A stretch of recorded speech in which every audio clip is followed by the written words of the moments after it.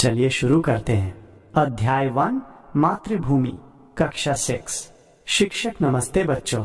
आज हम अपनी हिंदी की पाठ्य पुस्तक का एक बहुत ही सुंदर और महत्वपूर्ण अध्याय पढ़ेंगे, मातृभूमि। ये कविता हमारे देश भारत के प्रति हमारे प्रेम और सम्मान को दर्शाती है। इस कविता को लिखने वाले महान कवि हैं सोहनलाल द्विवेदी जी। चलिए पहले हम कवि के बारे में थोड़ा जानते हैं, फिर कविता पढ़ेंगे और उसके बाद प्रश्नों के उत्तर देंगे। भाग 1, कवि परिचय। सोहनलाल द्विवेदी जी। कौन है कवि? इस कविता के कवि हैं सोहनलाल द्विवेदी जी, जिनका जन्म 1906 में हुआ था, जो अंग्रेजों के शासन का समय था। उनकी मृत्यु 1988 में हुई। वे उस समय के कवि थे जब भारत पर अंग्रेजों का राज था। उन्होंने अपनी लेखनी से अंग्रेजों का विरोध किया। उनका सबसे प्रिय विषय देशभक्ति था। उन्हें भारत के गौरव का गान करना बहुत प्रिय था। उनकी कुछ प्रसिद्ध रचनाएं बंदे चलो, कोशिश करने वालों की हार नहीं होती, जिसे आपने शायद सुना भी होगा, दूध बताशा, विषपान आदि। शिक्षक सोहनलाल द्विवेदी जी एक ऐसे कवि थे जिन्होंने अपनी कविताओं से लोगों में देश प्रेम की भावना जगाई और अंग्रेजों के खिलाफ संघर्ष करने की प्रेरणा दी। अब मैं आपके सामने कविता पढ़ने जा रहा हूँ। आप ध्यान से सुनिएगा और कल्पना कीजिएगा कि कवि क्या कह रहे हैं। यहाँ पर आपको अपनी पाठ्य पुस्तक से मातृभूमि कविता का पूरा पाठ पढ़ना होगा। उदाहरण के लिए मैं कुछ पंक्तियाँ लिख रहा हूँ, लेकिन आप अपनी किताब से पूरा पाठ देखें। ऊंचा खड़ा हिमालय आकाश चूमता है, नीचे चरण तले झुक नित सिंधु झूमता है। गंगा जमुन त्रिवेणी नदियां लहर रही हैं, जगमग छटा निराली पग पग छहर रही हैं। वह पुण्य भूमि मेरी, वह स्वर्ग भूमि मेरी, वह जन्म भूमि मेरी, वह मातृभूमि मेरी। झरने अनेक झरते जिसकी पहाड़ियों में, चिड़ियां चहक रही हैं हो मस्त झाड़ियों में। अमराइयां घनी हैं, कोयल पुकारती है, बहती मलय पवन है, तन मन संवारती है। वह धर्म भूमि मेरी, वह कर्म भूमि मेरी, वह जन्म भूमि मेरी, वह मातृभूमि मेरी। जन्मे जहाँ रघुपति, जन्मी जहाँ सीता, श्री कृष्ण ने सुनाई वंशी पुनीत गीता। गौतम ने जन्म लेकर जिसका सुयश बढ़ाया, जग को दया सिखाई, जग को दया दिखाया। वह युद्ध भूमि मेरी, वह बुद्ध भूमि मेरी, वह मातृभूमि मेरी, वह जन्म भूमि मेरी। आते इस कविता का अर्थ समझाते हैं पूर्णतः हिंदी अक्षरों में। नमस्ते प्यारे बच्चों, आज हम एक बहुत ही सुंदर और प्रेरणादायक कविता पढ़ने जा रहे हैं, जिसका शीर्षक है मातृभूमि। मातृभूमि का अर्थ होता है माँ की भूमि या जन्म देने वाली भूमि। हमारा प्यारा भारत देश ही हमारी मातृभूमि है, और इस कविता में कवि ने अपनी इसी मातृभूमि के प्रति अपने गहरे प्रेम, श्रद्धा और गर्व को बहुत ही सुंदर ढंग से व्यक्त किया है। आइए हम इस कविता के एक एक पद का अर्थ विस्तार से समझते हैं। पहला पद, ऊंचा खड़ा हिमालय आकाश चूमता है, नीचे चरण तले झुक नित सिंधु झूमता है। देखो बच्चों, इस पहले पद में कवि ने हमारे देश के गौरव, सबसे ऊंचे और विशाल पर्वत हिमालय का वर्णन किया है। वे कहते हैं कि हिमालय पर्वत इतना ऊंचा खड़ा है मानो वो आकाश को छू रहा हो या आकाश को चूम रहा हो, यानी उसकी ऊंचाई अकल्पनीय है। और उस ऊंचे हिमालय के चरणों के नीचे यानी उसकी तलहटी में हमेशा सिंधु नदी झूमती रहती है। यहाँ सिंधु शब्द सिर्फ एक नदी का नाम नहीं है, बल्कि ये भारत की प्राचीनता, उसकी पवित्र नदियों और उसकी समृद्ध सभ्यता का प्रतीक है। इस पद का अर्थ ये है कि हमारा देश हिमालय जैसे विशाल और दृढ़ पर्वत से सुरक्षित है, और इसकी भूमि पर पवित्र नदियां लगातार बहती रहती हैं, जो इसे जीवन प्रदान करती हैं। दूसरा पद, गंगा जमुन त्रिवेणी नदियां लहर रही हैं, जगमग छटा निराली पग पग छहर रही हैं। बच्चों, अब कवि हमारे देश की कुछ सबसे महत्वपूर्ण और पूजनीय नदियों की बात कर रहे हैं। वे कहते हैं कि हमारे देश में गंगा, जमुना, यमुना और त्रिवेणी, जो प्रयागराज में गंगा, यमुना और अदृश्य सरस्वती के संगम स्थल को कहते हैं, जैसी पवित्र नदियां निरंतर लहरती हुई पूरे वेग से बह रही हैं। उनकी जो चमक है, जो उनकी सुंदरता है, वो जगमग छटा निराली है, यानी बहुत ही अनूठी और अद्भुत है। और जहाँ जहाँ से वे नदियाँ गुजरती हैं, पग पग छहर रही हैं, यानी उनका पवित्र जल हर कदम पर अपनी शीतलता और पवित्रता बिखेर रहा है। ये नदियाँ हमारे देश की जीवन रेखाएं हैं, जो खेतों को सींचती हैं और करोड़ों लोगों को पानी देती हैं। ये हमारी संस्कृति और आस्था का भी अटूट हिस्सा हैं। तीसरा पद, वह पुण्य भूमि मेरी, वह स्वर्ग भूमि मेरी, वह जन्म भूमि मेरी, वह मातृभूमि मेरी। ये पद इस पूरी कविता का सबसे मार्मिक और केंद्रीय भाग है। इसमें कवि अपनी मातृभूमि के प्रति अपने असीम प्रेम और भक्ति को व्यक्त कर रहे हैं। वे अपनी जन्मभूमि को अलग अलग सुंदर विशेषणों से संबोधित करते हैं। पुण्य भूमि मेरी यानी मेरी पवित्र भूमि, जहाँ अनेक संत महात्माओं ने जन्म लिया और जहाँ अनेक धार्मिक कार्य हुए। स्वर्ग भूमि मेरी यानी मेरी स्वर्ग के समान सुंदर और सुख देने वाली भूमि, जहाँ हर प्रकार का सुख और शांति मिलती है, जो स्वर्ग से भी बढ़कर है। जन्म भूमि मेरी यानी वो पवित्र भूमि जहाँ मेरा जन्म हुआ है, जहाँ मैंने पहली बार इस दुनिया को देखा है। मातृभूमि मेरी यानी मेरी माँ के समान भूमि, जिसने मुझे जन्म दिया, मेरा पालन पोषण किया और मुझे सब कुछ दिया। इस पद में कवि का अपनी मातृभूमि के प्रति गहन प्रेम, सम्मान और अपनापन झलकता है। वे अपनी इस भूमि को अपनी माँ के समान ही पूजनीय मानते हैं।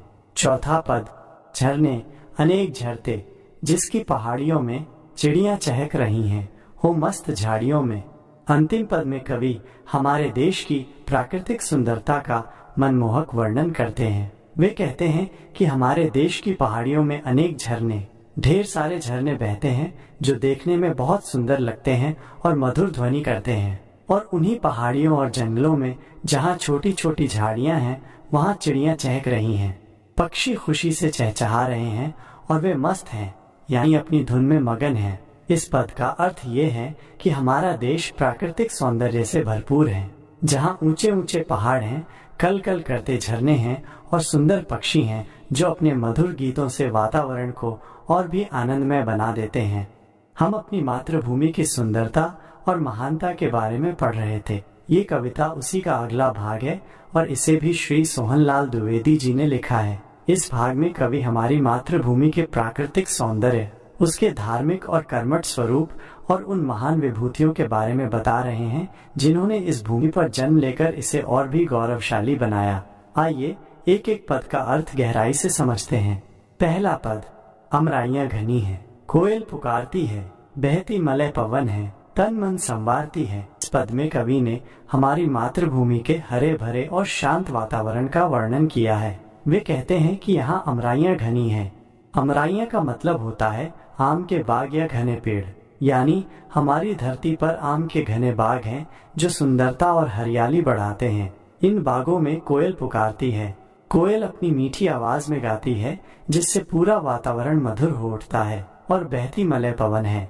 मलय पवन का अर्थ है चंदन के वृक्षों से होकर आने वाली सुगंधित और शीतल हवा।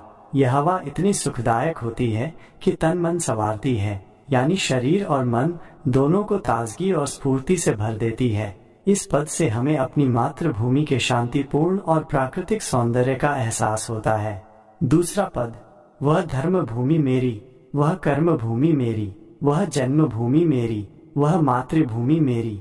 ये पद पहले भी आ चुका है और यहाँ इसे फिर से दोहराया गया है, जिससे इसका महत्व और भी बढ़ जाता है। इसमें कवि अपनी मातृभूमि के गुणों को बता रहे हैं। वो धर्म भूमि मेरी यानी ये मेरी पवित्र भूमि है, जहाँ धर्म का पालन किया जाता है, जहाँ अनेक धर्मों का जन्म हुआ और जहाँ लोग धर्मपरायण जीवन जीते हैं। वो कर्म भूमि मेरी यानी ये मेरी कर्म करने की भूमि है, जहाँ लोग मेहनत और लगन से काम करते हैं, अपना कर्तव्य निभाते हैं और देश की उन्नति में योगदान देते हैं। वह जन्म भूमि मेरी, ये वही भूमि है जहाँ मेरा जन्म हुआ है। वह मातृभूमि मेरी, और यह वही मेरी माँ के समान पूजनीय धरती है। यह पद यह बताता है कि हमारी मातृभूमि केवल रहने का स्थान नहीं, बल्कि एक ऐसी धरती है जहाँ धर्म और कर्तव्य दोनों का विशेष महत्व है और जो हमें माँ की तरह पालती पोसती है। तीसरा पद, जन्मे जहाँ रघुपति, जन्मी जहाँ सीता, श्री कृष्ण ने सुनाई वंशी पुनीत गीता। बच्चों, इस पद में कवि उन महान विभूतियों का स्मरण कर रहे हैं, जिन्होंने हमारी इस पावन धरती पर जन्म लिया और इसे धन्य किया। जन्मे जहाँ रघुपति, रघुपति भगवान राम को कहा गया है, यानी यह वही भूमि है जहाँ मर्यादा पुरुषोत्तम भगवान राम का जन्म हुआ था। जन्मी जहाँ सीता, और ये वही भूमि है जहाँ त्याग और पवित्रता की प्रतिमूर्ति देवी सीता का जन्म हुआ। श्री कृष्ण ने सुनाई वंशी पुनीत गीता, और ये वही भूमि है जहाँ भगवान श्री कृष्ण ने जन्म लिया, अपनी बांसुरी की मधुर धुन से सबको मोहित किया। यहाँ वंशी का अर्थ बांसुरी है, और सबसे महत्वपूर्ण, उन्होंने पुनीत गीता का उपदेश दिया। पुनीत गीता से यहाँ अभिप्राय श्रीमद् भगवद गीता से है, जिसमें जीवन के गूढ़ रहस्य और कर्म का सिद्धांत बताया गया है। ये पद हमारी मातृभूमि की धार्मिक और आध्यात्मिक विरासत को दर्शाता है, जहाँ युगों युगों से महान संत, देवता और धर्म के उपदेशक अवतरित होते रहे हैं। चौथा पद, गौतम ने जन्म लेकर जिसका सुयश बढ़ाया, जग को दया सिखाई, जग को दया दिखाया। इस पद में कवि एक और महान व्यक्तित्व गौतम बुद्ध का उल्लेख कर रहे हैं। गौतम ने जन्म लेकर जिसका सुयश बढ़ाया, सुयश का अर्थ है अच्छा यश या प्रसिद्धि, यानी गौतम बुद्ध ने हमारी इस धरती पर जन्म लिया और अपने कार्यों से इस भूमि का यश और मान सम्मान बढ़ाया। जग को दया सिखाई, जग को दया दिखाया। उन्होंने न केवल दुनिया को दया और करुणा का मार्ग सिखाया, बल्कि अपने जीवन और आचरण से दया का प्रत्यक्ष उदाहरण भी प्रस्तुत किया। उन्होंने अहिंसा और शांति का संदेश दिया। ये पद हमारी मातृभूमि को उस भूमि के रूप में दर्शाता है जहाँ से विश्व को शांति, दया और अहिंसा जैसे महान मानवीय मूल्यों का ज्ञान मिला। अंतिम पद, वह युद्ध भूमि मेरी, वह बुद्ध भूमि मेरी, वह मातृभूमि मेरी, वह जन्मभूमि मेरी। यह अंतिम पद बहुत गहरा अर्थ रखता है। वो युद्ध भूमि मेरी, हमारी मातृभूमि ने कई युद्ध देखे हैं जहाँ धर्म और न्याय की स्थापना के लिए वीरों ने अपना बलिदान दिया है। यह भूमि उन संघर्षों की साक्षी रही है जहाँ अन्याय के विरुद्ध आवाज उठाई गई। वो बुद्ध भूमि मेरी, और ये वही भूमि है जहाँ गौतम बुद्ध जैसे शांति दूत ने जन्म लिया और शांति तथा अहिंसा का संदेश दिया। वो मातृभूमि मेरी, वो जन्मभूमि मेरी। अंत में कवि फिर से दोहराते हैं कि ये मेरी माँ के समान धरती और मेरी जन्मभूमि है। यह अंतिम पद हमारी मातृभूमि के दो विपरीत लेकिन महत्वपूर्ण पहलुओं को दर्शाता है। एक ओर ये युद्धों की साक्षी रही है जहाँ न्याय के लिए संघर्ष हुए, वहीं दूसरी ओर ये शांति और करुणा के संदेशवाहक बुद्ध की भी भूमि है। इसका अर्थ है कि हमारी मातृभूमि विषम परिस्थितियों में भी अपने मूल्यों को नहीं छोड़ती और हमेशा धर्म तथा शांति का मार्ग दिखाती है। बच्चों, इस पूरी कविता में कवि सोहनलाल द्विवेदी जी ने हमारी मातृभूमि के विविध रूपों का बहुत ही सुंदर चित्रण किया है। उन्होंने हमें बताया है कि हमारी धरती न केवल प्राकृतिक सौंदर्य से भरपूर है, बल्कि ये धर्म और कर्म की भूमि भी है। ये वह पावन धरा है जहाँ भगवान राम, देवी सीता, भगवान श्री कृष्ण और गौतम बुद्ध जैसे महान व्यक्तित्वों ने जन्म लिया और अपने कार्यों से इस भूमि का गौरव बढ़ाया। ये हमारी ऐसी मातृभूमि है जिसने हमें जीवन दिया और जिसे हम गर्व से अपनी माँ कहते हैं। हमें अपनी इस महान भूमि का सम्मान करना चाहिए और इसके गौरव को बनाए रखने के लिए हमेशा प्रयास करना चाहिए। इन प्रश्नों को हल करने